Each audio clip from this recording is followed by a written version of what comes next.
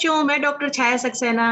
चलिए आज एक फूल की चाह पाठ पढ़ते हैं। एक फूल की चाह कविता किसने लिखी है? सियाराम शरण गुप्त जी ने। एक फूल की चाह सियाराम शरण गुप्त जी की एक प्रसिद्ध कविता है। और ये जो पाठ है जो हम लोग पढ़ रहे हैं उसी कविता का ये थोड़ा सा अंश है। इसमें कवि ने महामारी का वर्णन किया है और मुख्यतः एक अछूत लड़की का इसमें वर्णन है, जिसकी यह इच्छा है कि उसका पिता किसी तरह देवी के चरणों में अर्पित किया हुआ फूल लाकर उसे दे। इसी का पूरा वृत्तांत इस कथा में है। इसी का पूरा वृत्तांत उस कथा में है और कि वह किस प्रकार मंदिर जाता है, किस प्रकार वहां के लोग उससे व्यवहार करते हैं, वह पुष्प लाने में समर्थ होता है या नहीं, यही हम इस पाठ में पढ़ेंगे। ओके, चलिए शुरू करते हैं। अब इसमें क्या है, देखिए। उद्वेलित कर अश्रु राशियां हृदय चिताएं धधका कर। अब इसमें कवि महामारी का वर्णन कर रहा है, जो महामारी वहां पर फैली हुई है। तो उद्वेलित कर, उद्वेलित मतलब भाव विह्वल होना। अश्रु राशियां मीन्स आंसुओं की झड़ी लग जाना। हृदय चिताएं, हृदय रूपी चिताएं, तो मीन्स कि महामारी अपने प्रचंड रूप में चारों तरफ फैल रही है, जिससे पीड़ित लोग आंसुओं की झड़ी लगा दी है। पीड़ित लोग इतना रो रहे हैं, इतना आंसू बहा रहे हैं कि आंसुओं की झड़ी लग गई है। उससे सभी के हृदय भाव विह्वल हो रहे हैं, सभी बहुत परेशान हो रहे हैं। उद्वेलित कर अश्रु राशियां हृदय चिताएं धधका कर, और हृदय रूपी चिताएं धधक रही हैं। मतलब जैसे चिताएं धधकती है ना, उसमें आग लगती है, वैसे ही लोगों के हृदय चिताओं की भांति जल रहे हैं। महामारी प्रचंड हो फैल रही थी इधर उधर, और महामारी अपना प्रचंड रूप धारण करके, बहुत भयंकर रूप धारण करके चारों ओर फैल रही थी। क्षीण कंठ मृद वत्साओं का करुण रुदन दुर्दांत नितान। मतलब जो मृत वत्साओं मतलब होता है जो बच्चे मर गए हैं ना, उनकी माए। तो मरे हुए बच्चों की माए जो है वो क्षीण कंठ, बहुत रुंधे हुए कंठ से, मतलब उनका गला रोते रोते एकदम रुंध गया है। और करुण रुदन दुर्दांत नितांत, और उनका रोना बहुत कारुणिक है, बहुत मार्मिक है। उनका रोना सुन के सबका दिल दहल जा रहा है। दुर्दांत नितांत, वह बहुत ज्यादा हृदय विदारक है। क्या? उनका रोना, उन बच्चों की माओ का रोना जिनके गले बिल्कुल रुंध गए हैं, उनका रोना कैसा है? बहुत ही हृदय विदारक। और साथ ही बता रहे हैं उनके रोने में क्या है? भरे हुए था निज कृश रव में हाहाकार अपार अशांत।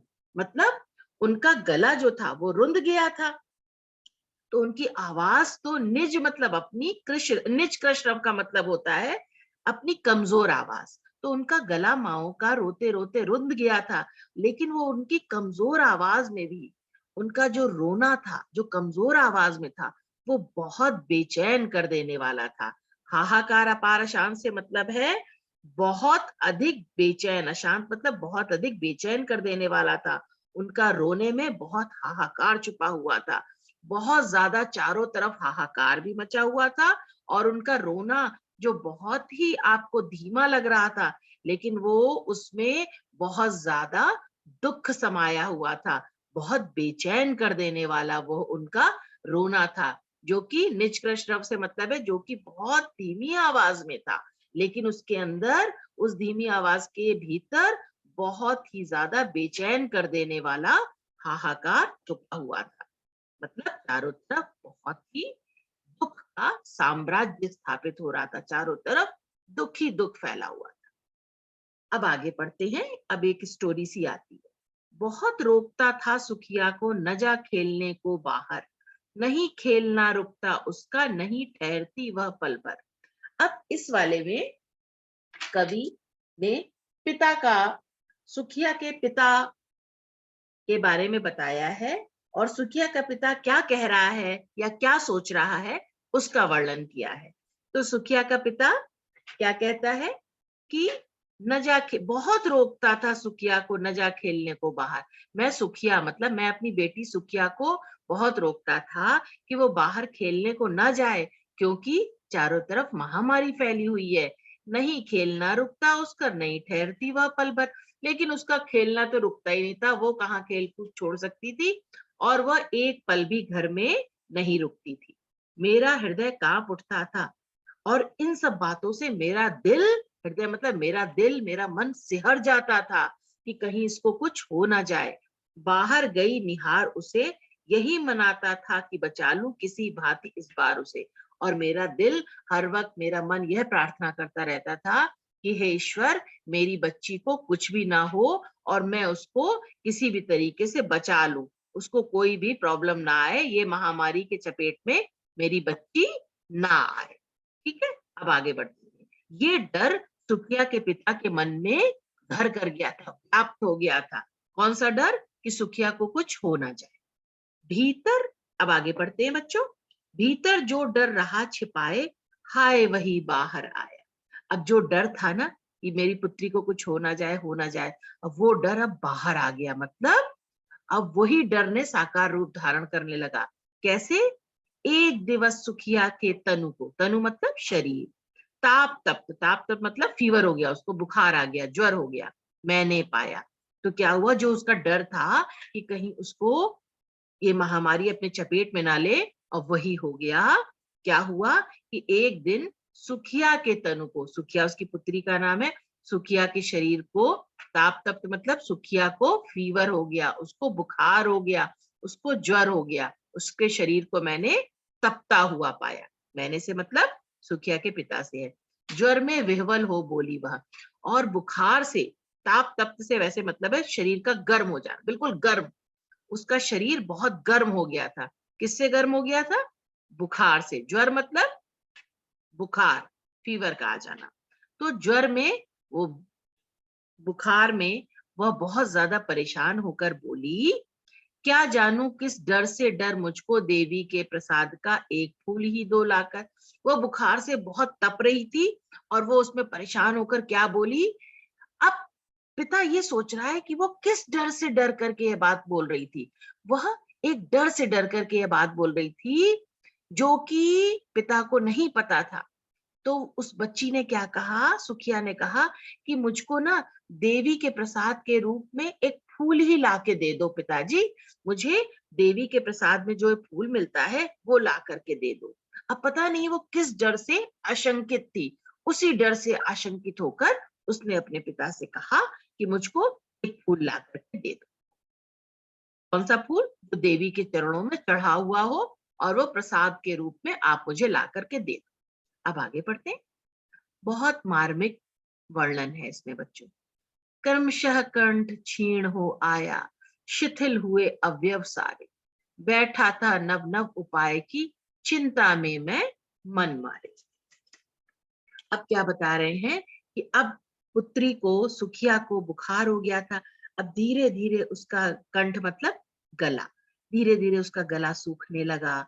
शिथिल मतलब उसके जो अवयव मतलब होता है अंग, उसके अंग शिथिल मतलब ढीले पड़ना, उसके शरीर के अंग धीरे धीरे ढीले पड़ रहे थे, मतलब कमजोर हो रहे थे। बैठा था नव नव उपाय की, चिंता में मैं मन मारे। मन मारे से मतलब यहाँ पर है निराश होना, और मैं निराश होकर रोज नए नए उपाय कर रहा था कि किस प्रकार से मेरी बच्ची बच जाए, और मैं इसी चिंता में पड़ा रहता था, रोज नए नए उपाय सोचता रहता था, और मैं बहुत निराश हो रहा था क्योंकि बीमारी बढ़ती जा रही थी। जान सका न प्रभात सजग से, हुई अलस कब दोपहरी। और इसी चिंता में मैं परेशान था, तो मुझे पता ही नहीं चला कब सुबह हो गई।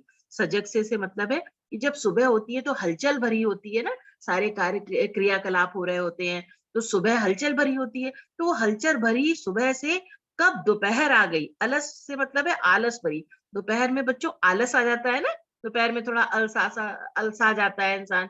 तो कब दोपहरी जो कि आलस से भरी हुई है, वो कब सुबह से दोपहर हो गई, मुझे पता ही नहीं चला। स्वर्ण घनों में कब रवि डूबा, कब आई संध्या गहरी। अब स्वर्ण घनों से मतलब है सुनहरे बादलों में, रवि मतलब सूरज। तो अब यहाँ ये कह रहे हैं, जब आपने देखा होगा सूरज डूबता है तो बादल में सूरज की किरणों से एक लालिमा सी छा जाती है ना, तो बादल जो है सोने के समान लग रहे हैं। बादल लेकर उसके पिता को कैसे लग रहे हैं, जैसे सोने के बादल हो, सोने के समान लगे, सोने के जैसे बादल। तो सूरज कहाँ डूब गया, जैसे सोने के बादल हो और उसमें सूरज डूब गया। और कब आई संध्या गहरी, और कब शाम हो गई गहरी, मतलब बिल्कुल अंधियारा सा छाने लगा, और कब शाम हो गई सुखिया के पिता को पता भी नहीं चला। अब आगे बढ़ते हैं। बहुत ही अच्छा चित्रण है। सभी ओर दिखलाई दी बस अंधकार की ही छाया, चारों तरफ अंधकार ही अंधकार की छाया दिखलाई दे रही है। मतलब सुखिया का पिता को चारों तरफ निराशा ही निराशा दिखाई दे रही है। वो बहुत परेशान है क्योंकि उसकी बच्ची महामारी के प्रकोप में आ चुकी है।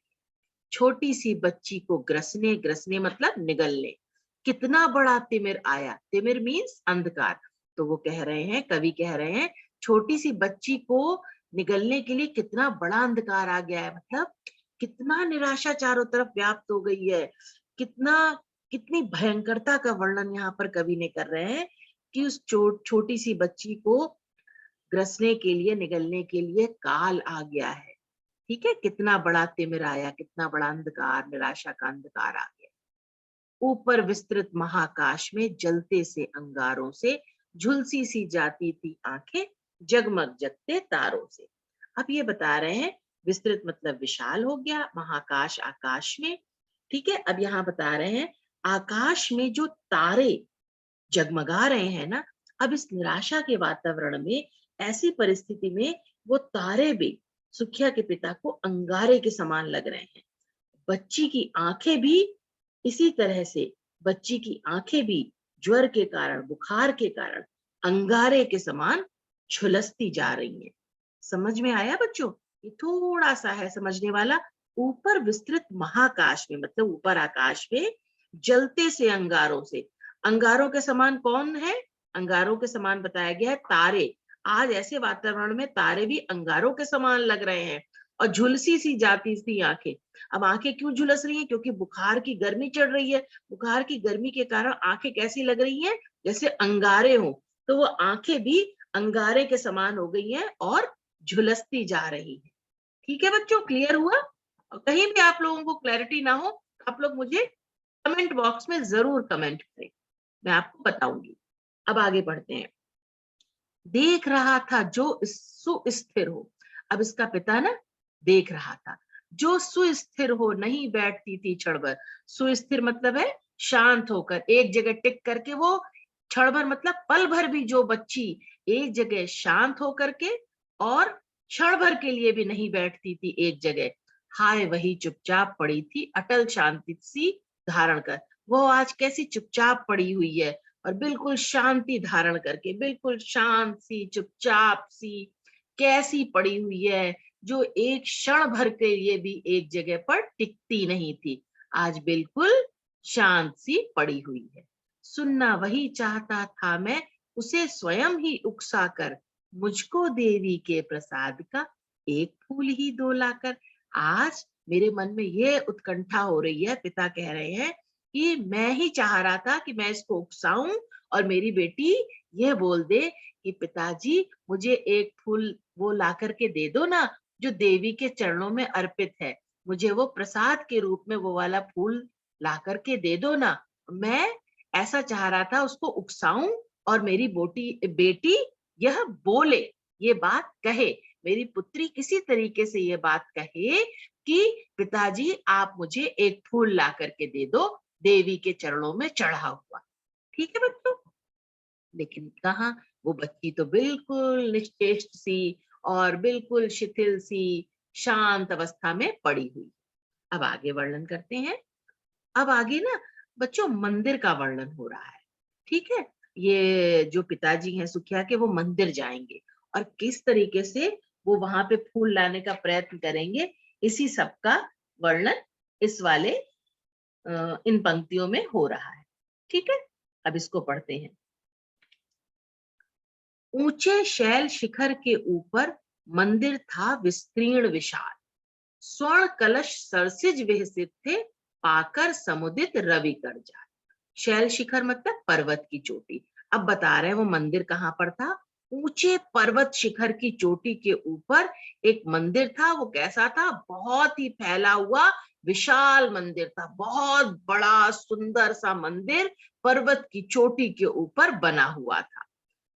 अब आगे पढ़ते हैं। स्वर्ण कलश सरसिज विकसित थे, पाकर समुदित रवि कर जाल। अब क्या होता है, आप लोग ने देखा होगा बच्चों, मंदिर के ऊपर कलश कई जगह लगे होते हैं। तो यहाँ पर भी ना मंदिर के ऊपर जो कलश लगे हुए थे, वो जो सोने के कलश थे। स्वर्ण कलश मतलब वो कलश सोने के थे, और सरसिज मतलब कमल। विहसित थे, पाकर समुदित रवि कर जाल।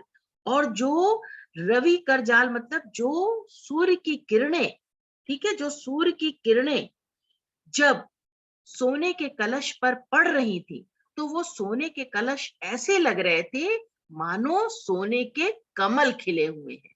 सरसिज मतलब कमल। सोने के कलश के ऊपर सूरज की किरणों का पूरा समूह पड़ा, तो ठीक है, तो जो चमक हुई, पीला पीला पंसा आया ना, तो वो कलश ऐसे लग रहे थे जैसे सोने के कमल खिले हुए हैं। ठीक है बच्चों, ये बहुत इंपॉर्टेंट है, ये आएगा। दीप धूप से आमोदित था मंदिर का आंगन सारा। और मंदिर में आपने देखा होगा ना, खुला सा एरिया भी होता है, आंगन चौड़ा सा बड़ा सा। तो मंदिर का जो आंगन था वो दीपक से और धूप बत्ती से चारों तरफ खुशनुमा वातावरण था, और दीपक धूप बत्ती से पूरा आंगन महक रहा था। ठीक है, गूंज रही थी भीतर बाहर मुखरित उत्सव की धारा।